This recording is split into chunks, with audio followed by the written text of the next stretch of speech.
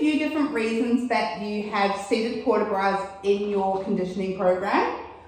If that reason is because you are working through a foot or a lower body injury, often starting with a more stable stool is more beneficial than going straight into the ball. And same can be said just for if this is the first time you were starting seated port de bras. Something a little bit more stable is going to help you understand the movements and what we're trying to achieve rather than going straight into an exercise ball or a Swiss ball. So I will show you on that later. I am going to show you on this one now. So if we are either first time doing it, not feeling stable on the ball, or we have an injury where we're unable to wait there, a stool is best.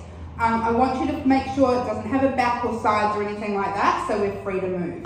And our exercise for while we're first starting is going to be first, second, close,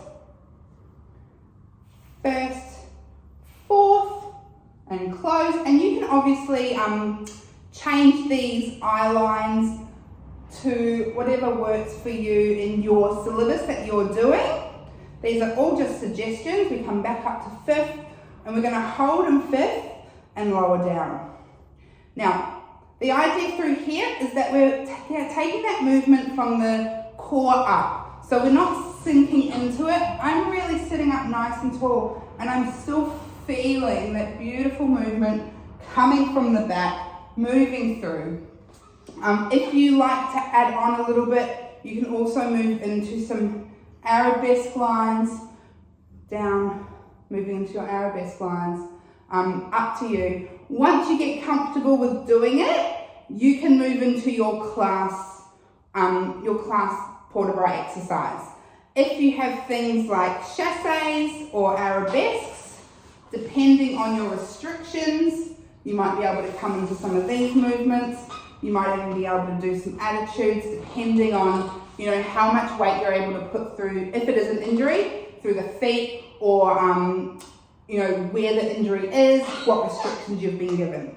So, this is if it's an injury. If it's not an injury, then absolutely go and try all of your work in class, unless there's something else in your program. So then we move on to our exercise ball. And now it's the same thing, except we've got a little more movement, which is nice, but also needing to keep a little bit more stable. So again, moving through these, same thing. And you'll find as you move your head, the ball may move a little bit with you. So it's the same kind of idea. Up and hold. Again, we're going to keep that nice, gentle core connection. And we're going to remember this when we go back to our ballet classes.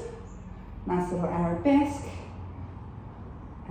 line, and down. And then same thing, if we've got some arabesque lines, you might have some attitude lines, anything like that. You can really work it through with the ball. If you need to change, you can do that. Just really keeping in mind why you're here, what your restrictions are, and what you're able to do. Sometimes this might be something that you need to work on outside of class to make sure it's feeling comfortable in class. Or just take it a little bit at a time.